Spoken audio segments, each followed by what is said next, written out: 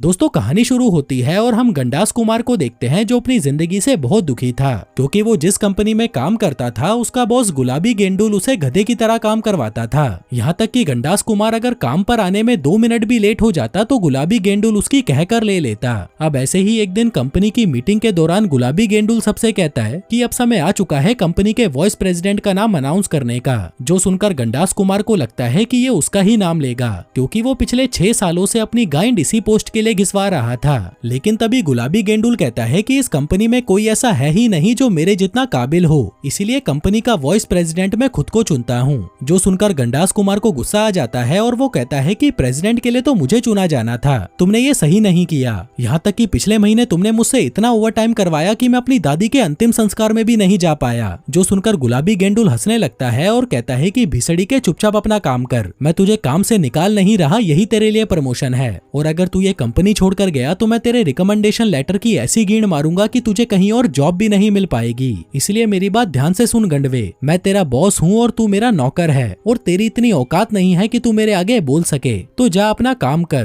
क्योंकि तुझे पूरी जिंदगी मेरा ही पिछवाड़ा चाटना है। इसके बाद हम राजेंद्र मुट्ठी को देखते हैं जो गंडास कुमार का दोस्त है और ये भी अपनी बॉस से बहुत परेशान है क्योंकि उसकी बॉस जूलिया एक हवस की पुजारन है और वो हमेशा उसे अपनी पिंकी देने के लिए तैयार बैठी रहती है। लेकिन राजेंद्र मुट्ठी उसकी पिंकी नहीं लेना चाहता क्योंकि वो अपनी मंगेतर मार्था से प्यार करता है और जल्दी ही उससे शादी करने वाला है। लेकिन इस बात से जूलिया को कोई फर्क नहीं पड़ता और वो राजेंद्र मुट्ठी का घोड़ा लेने के लिए अलग अलग तरकीबें लगाती रहती है। ऐसे ही एक दिन जब राजेंद्र मुट्ठी किसी काम से जूलिया के ऑफिस में जाता है तभी वो देखता है कि जूलिया वहाँ पर बिल्कुल नंगी खड़ी है, जो देखकर वो तुरंत वहाँ से भागने की कोशिश करता है लेकिन जूलिया उसे जाने नहीं देती। कहती है कि मुझे पता है तुम्हारी शादी होने वाली है, लेकिन जब तक तुम्हारी शादी नहीं होती तब तक तुम मेरी पिंकी मारते रहो। लेकिन राजेंद्र मुट्ठी ऐसा करने से साफ मना कर देता है और उसे कहता है कि भाड़ में गई तू और तेरी नौकरी। जूलिया कहती है कि अगर तूने मेरे खेत में मजदूरी नहीं की तो मैं तेरी मंगेतर को बता दूंगी कि तू मेरे साथ रोज अपनी रातें रंगीन करता था, जबकि राजेंद्र मुट्ठी ने आज तक उसे हाथ भी नहीं लगाया था। जूलिया कहती है कि अगर तुम नौकरी छोड़ने की सोच रहे हो तो याद रखना तुम्हें कहीं और नौकरी नहीं मिलेगी क्योंकि तुम एक सेक्स ऑफेंडर हो, क्योंकि नशे की हालत में तुमने कुछ लड़कियों के ऊपर मुंह दिया था, इसलिए या तो तुम मेरे खेत में मजदूरी करो या अपनी मंगेतर मार्था को गुड बाय बोल दो। इसके बाद हम उनके एक और दोस्त दल्ला दौड़मार को देखते हैं जो एक केमिकल कंपनी में काम करता है।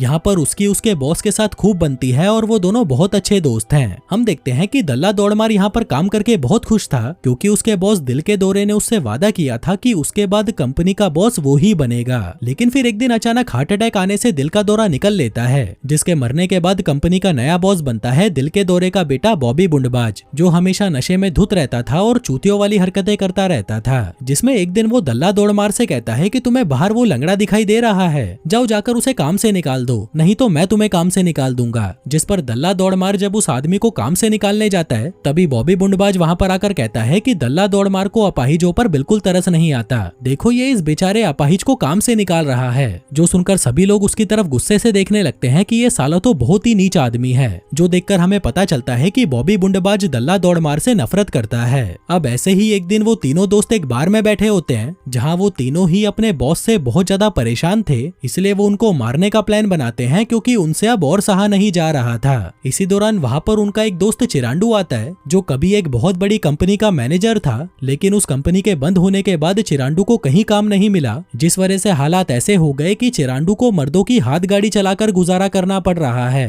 कहता है कि भाइयों अगर तुम चाहो तो मैं तुम तीनों की हाथ गाड़ी चला सकता हूँ, तुम बदले में मुझे $40 दे देना, लेकिन वो तीनों उसे मना कर देते हैं। चिरांडू कहता है कि कोई बात नहीं, अगर तुम्हारा मन बदल जाए तो मुझे कॉल कर लेना, बदले में तुम लोग अपना माल मेरे पेट पर झाड़ सकते हो। जो कहकर वो वहाँ से चला जाता है। तभी उसके जाने के बाद वो तीनों सोचते हैं कि अगर हमने अपने बॉस को खुद मारा और गलती से हम पकड़े गए तो हमारी हालत भी चिरांडू जैसी हो जाएगी, इसलिए हमें ये काम किसी भाड़े के टट्टू से करवाना पड़ेगा, जिसके लिए वो अपनी कार के प्राइवेट नेविगेटर से एक खतरनाक बार का रास्ता पूछते हैं जहाँ 9 इंच के हथियार वाले काले क्रिमिनल्स ही आते हों। वहीं कार का नेविगेटर उन्हें एक बार का पता बता देता है जहाँ हर तरफ सिर्फ काले ही लोग भरे पड़े थे। तभी दल्ला दौड़मार बार टेंडर से पूछता है कि क्या हमें यहाँ कोई हत्यारा मिल सकता है, जो सुनकर बार टेंडर को गुस्सा आ जाता है और वो कहता है कि भिसड़ी के सभी काले लोग क्रिमिनल होते हैं क्या, चुपचाप यहाँ से निकल जाओ वरना ये डंडा मैं तुम्हारी गाइंड में घुसा दूंगा। जो सुनकर वो तीनों चुपचाप वहाँ से निकल लेते हैं। पर तभी उनके पीछे एक काला आदमी आता है जिसने उनकी बातें सुन ली थी।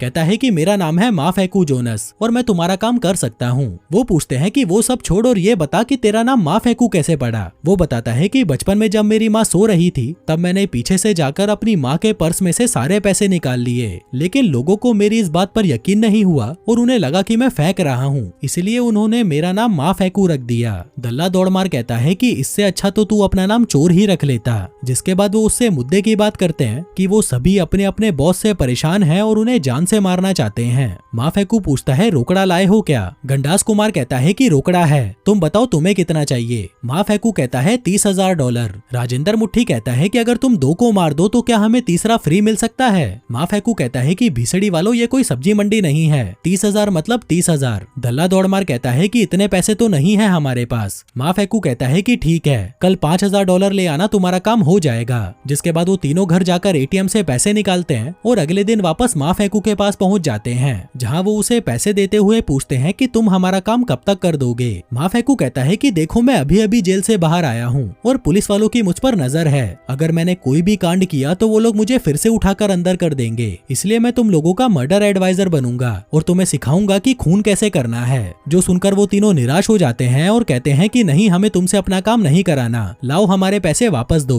माफेकू कहता है कि अगर तुम्हें मेरी सलाह लेनी है तो लो, वरना अपने चुत्तड़ भींचकर यहाँ से चलते बनो। वो तीनों पूछते हैं कि तुम हमें $5,000 में कौन सी सलाह दोगे? माफेकू कहता है कि अगर तुम लोगों को खून करना है तो तुम्हें उसे किसी एक्सीडेंट की तरह दिखाना होगा और अगर सब कुछ ठीक रहा तो तुम्हारा काम हो जाएगा। गंडास कुमार कहता है वाह यार, क्या सलाह दी है तुमने। जिस पर वो उन्हें और सलाह देते हुए कहता है कि तुम लोग अपने शिकार का पीछा करो और पता करो कि वो कहाँ पर रहता है, क्या खाता है, किसकी लेता है, किसको देता है, वगैरह वगैरह। और तुम तीनों अपने अपने बॉस को नहीं मारोगे, तुम मारोगे एक दूसरे के बॉस को, ताकि किसी को भी तुम पर शक ना हो। जो आइडिया उन तीनों चूतियों को भी बहुत पसंद आता है, तो अगले दिन वो तीनों दल्ला दौड़मार के बॉस बॉबी बुंडबाज पर नजर रखने लगते हैं, जहां उसके घर से जाने के बाद वो तीनों चुपके से उसके घर में घुस जाते हैं। लेकिन उन तीनों को ये भी नहीं पता था कि वो यहाँ पर करने क्या आए हैं, इसलिए वो गधों की तरह यूं ही इधर उधर घूमते रहते हैं। जिस दौरान गंडास कुमार और राजेंद्र मुट्ठी को वहाँ पर बॉबी का बहुत सारा व्हाइट पाउडर मिलता है, लेकिन तभी राजेंद्र मुट्ठी के हाथ से वो डिब्बा छूट जाता है और सारा पाउडर नीचे गिर जाता है। वहीं दूसरी तरफ दल्ला दौड़मार बॉबी बुंडबाज के बाथरूम में जाता है और उसके टूथब्रश को उठाकर अपनी गींड पर रगड़ता है, ताकि बॉबी जब ब्रश करे तो उसे गींड का स्वाद आए। जिसके बाद वो वहाँ पर पड़े और भी सामानों को अपनी गींड से रगड़ने लगता है। आगे वो तीनों वहाँ से निकल जाते हैं, जहाँ दल्ला दौड़मार गंडास कुमार को बॉबी बुंडबाज का फोन देता है, जिसको वह उसके घर से उठा लाया था, ताकि वो उसमें से जरूरी इन्फॉर्मेशन निकाल सकें। जिसके बाद वो तीनों वहाँ से सीधा गंडास कुमार के बॉस गुलाबी गेंडुल के घर आ जाते हैं, जहाँ वो राजेंद्र मुट्ठी को बाहर गाड़ी में ही रुकने को कहते हैं और खुद गुलाबी गेंडुल के घर के अंदर तलाशी लेने चले जाते हैं। वहीं राजेंद्र मुट्ठी बाहर गाड़ी में बैठा सैंडविच खा रहा था, जिसके रैपर को वो बाहर फेंक देता है, पर तभी वहाँ पर बॉबी बुंडबाज जॉगिंग करते हुए आता है और उसे कहता है कि भीड़ के लिंड, तू मेरे घर के आसपास ऐसे कचरा नहीं फैला सकता। लेकिन तभी अचानक उसे दिल का दौरा पड़ता है, क्योंकि जो सैंडविच राजेंद्र मुट्ठी खा रहा था उसमें पीनट बटर था और पीनट से गुलाबी गेंडुल को गंदी वाली एलर्जी थी। तभी ये देखकर राजेंद्र मुट्ठी गाड़ी से बाहर निकलता है और बॉबी के मोजे में से उसका इंजेक्शन निकालकर उसकी छाती में घुसा देता है। वहीं खिड़की में से गंडास कुमार और दल्ला दौड़मार उसे ऐसा करते हुए देख लेते हैं और उन्हें लगता है कि शायद राजेंद्र मुट्ठी बॉबी बुंडबाज का खून कर रहा है, इसलिए वो दोनों जल्दी से वहाँ से निकल जाते हैं। लेकिन इसी जल्दबाजी में दल्ला दौड़मार अपने बॉस बॉबी का फोन वहीं पर गिरा देता है। इतने में वहाँ पर गुलाबी गेंडुल की बीबी भी पहुँच जाती है, जो अपने पति को जिंदा देखकर राजेंद्र मुट्ठी को अपने गले से लगा लेती है। जो देखकर गुलाबी गेंडुल कहता है, साली कुतिया, यही है ना तेरा यार जिससे तू दिन रात अपना खड्डा खुदवाती है। वो कहती है कि नहीं जाने मन, ऐसा कुछ नहीं है। तभी इतने में राजेंद्र मुट्ठी अपनी कार लेकर चुपचाप वहाँ से निकल जाता है और सीधा अपने दोस्तों के पास पहुँचता है। तभी गंडास कुमार उसे कहता है कि साले, हम इन्फॉर्मेशन ढूंढने की कोशिश कर रहे थे और तू सड़क के बीचों बीच मेरे बॉस का खून कर रहा था। राजेंद्र मुट्ठी कहता है कि यार मुझे नहीं पता था कि वो तेरा बॉस है और मैं उसे मार नहीं रहा था, बचा रहा था। साले को पीनट से एलर्जी है, इसलिए मैं उसे इंजेक्शन लगा रहा था। जो सुनकर गंडास कुमार के दिमाग में एक आइडिया आता है, जिसके बाद वो तीनों एक और प्लान बनाते हैं, क्योंकि अब उनको अपने बॉस की कमजोरियों का पता चल चुका था, जिसमें राजेंद्र मुट्ठी गुलाबी गेंडुल के शैम्पू में पीनट मिलाएगा और गंडास कुमार बबलू बुंडबाज के पाउडर में जहर। वहीं दल्ला दौड़मार नजर रखेगा जूलिया पर। उधर दूसरी तरफ गुलाबी गेंडुल को अपने घर पर बॉबी का फोन मिल जाता है, जिसको दल्ला दौड़मार ने गलती से वहीं पर गिरा दिया था। जो देखकर गुलाबी गेंडुल को लगता है कि ये वही आदमी है जिससे उसकी पत्नी हर रोज अपनी पिंकी बजवाती है। जो देखकर वो आग बबूला हो जाता है और सीधा बॉबी बुंडबाज के घर पहुंच जाता है, जहां गंडास कुमार बॉबी के घर पर नजर रखे हुए था। उधर राजेंद्र मुट्ठी गुलाबी गेंडुल के घर में घुस जाता है, लेकिन उसकी गाइंड में इतना दम नहीं था कि वो किसी का खून कर सके। इसलिए वो गंडास कुमार को फोन करता है और कहता है कि सॉरी भाई, लेकिन मैं राजेंद्र मुट्ठी के शैम्पू में पीनट नहीं मिला सकता क्योंकि मुझसे किसी को मारा नहीं जाएगा। तभी गंडास कुमार कहता है कि यार मैं भी किसी को नहीं मार सकता, लेकिन तभी वो देखता है कि गुलाबी गेंडुल बबलू बुंडबाज को शूट कर देता है। जो सब देखते ही गंडास कुमार की फट जाती है तो वह अपनी गाड़ी फुल स्पीड में वहां से दौड़ाते हुए निकल लेता है, जिसमें सड़क पर लगे हुए कैमरास उसकी फोटो खींच लेते हैं। जिसके बाद वो अपने दोस्तों से मिलता है और उन्हें सारी बात बताता है। तभी राजेंद्र मुट्ठी दल्ला दौड़मार से जूलिया के बारे में पूछता है, जिस पर वो बताता है कि मैं उसके घर के बाहर निगरानी रख रहा था कि तभी वो खिड़की पर आई और पूरी नंगी होकर मुझे इशारे देने लगी, जिस पर मैंने भी मौके पर चौका मारा और उसे वहीं रगड़ दिया। जिसके बाद राजेंद्र मुट्ठी कहता है कि साले तू चूतिया है क्या, ऐसे मस्त माल को तू मरवाना क्यों चाहता है, उसकी मार क्यों नहीं लेता। और भाई गंडास कुमार, अगर तूने बबलू का खून होते हुए अपनी आंखों से देखा है तो हमें पुलिस के पास जाना चाहिए, जिससे तेरे बॉस को जेल हो जाएगी। वहीं मेरा बॉस तो टपक चुका है और तेरे बॉस की पिंकी मैं बजा दिया करूंगा। जिसके बाद वो तीनों जैसे ही पुलिस को इन्फॉर्म करने के लिए निकलने लगते हैं, तभी वो पुलिस वाले खुद ही उनके पास आ जाते हैं और शक के बिहाफ पर उन तीनों को अरेस्ट कर लेते हैं। आगे थाने में ऑफिसर कालाकांडी गंडास कुमार से कहता है कि तुम्हारी गाड़ी क्राइम सीन से भागती हुई नजर आई थी, क्या तुम इस बारे में कुछ सफाई देना चाहोगे। गंडास कुमार कहता है कि मैं तो बस रेस लगा रहा था। कालाकांडी पूछता है कि क्या तू इस कार में रेस लगाता है। वो कहता है कि हाँ यार, तभी तो मैं हर बार हार जाता हूँ। ऑफिसर कहता है कि जब तक तुम हमें सच नहीं बताओगे तब तक तुम्हें यहीं पर रखा जाएगा। जो सुनकर राजेंद्र मुट्ठी खड़ा होता है और पूछता है कि क्या आप लोगों के पास कोई सबूत है कि ये क्राइम हमने ही किया है। ऑफिसर कहता है कि नहीं, सबूत तो नहीं है। राजेंद्र मुट्ठी कहता है कि इसका मतलब हम बाहर जाने के लिए आजाद हैं। ऑफिसर कहता है कि टेक्निकली तो तुम आजाद हो। जो सुनते ही वो तीनों अपने चुत्तड़ भींचकर वहाँ से निकल लेते हैं। जिसके बाद वो वहाँ से सीधा माफेकू के पास जाते हैं, जो उनसे फिर से $5000 मांगता है, लेकिन वो उसे साफ मना कर देते हैं। माफेकू कहता है कि अगर तुमने गुलाबी गेंडुल को बॉबी को मारते हुए देखा है तो तुम्हें उससे ये कबूल कराना होगा, और जब वो ये बात कबूल करेगा तो तुम्हें उसकी बातें एक वॉइस रिकॉर्डर से रिकॉर्ड करनी होगी, जिससे सांप भी मर जाएगा और किसी की गांड भी नहीं टूटेगी। दल्ला दौड़मार पूछता है कि क्या तुम्हें भी पुलिस ने इसी तरह पकड़ा था जब तुम किसी का खून कर रहे थे। माफेकू कहता है कि मैंने कभी किसी को नहीं मारा। वैसे तुमने वो मूवी देखी है चांदनी बार। वो कहते हैं कि हाँ देखी है। माफेकू कहता है कि मैं थिएटर में उस पिक्चर को फोन से रिकॉर्ड कर रहा था, लेकिन तभी मुझे पुलिस ने पकड़ लिया और पायरेसी के जुर्म में 10 साल के लिए जेल में डाल दिया। जो सुनकर वो तीनों गुस्सा हो जाते हैं, क्योंकि इस झाटू ने तो खुद आज तक किसी को नहीं मारा था, लेकिन उन्हें इसका रिकॉर्डिंग वाला आइडिया बहुत पसंद आता है। तो वो लोग सीधा गुलाबी गेंडुल के घर उसका जुर्म उगलवाने पहुंच जाते हैं। अब वो लोग जैसे ही अंदर जाते हैं तो उन्हें वहाँ सरप्राइज मिलता है। दरअसल आज गुलाबी गेंडुल का बर्थडे था तो उसकी पत्नी ने उसके लिए सरप्राइज रखा था। वहीं दल्ला दौड़मार तो गुलाबी गेंडुल की पत्नी को देखते ही बीवली गेंड हो जाता है, क्योंकि वो एक शानदार माल थी। इसी दौरान गुलाबी गेंडुल भी वहाँ पर आ जाता है, जिसको ये सरप्राइज बिल्कुल भी पसंद नहीं आता, तो वो बाथरूम का बहाना लगाकर अपने रूम में चला जाता है। वहीं गंडास कुमार और राजेंद्र मुट्ठी भी उसके पीछे पीछे वहाँ पर आ जाते हैं। गंडास कुमार कहता है कि मुझे पता है तुमने बॉबी बुंडबाज का खून किया है। गुलाबी गेंडुल कहता है कि हाँ मैंने ही उसे मारा है, क्योंकि वो मेरी पत्नी की रोज दबा कर लेता था।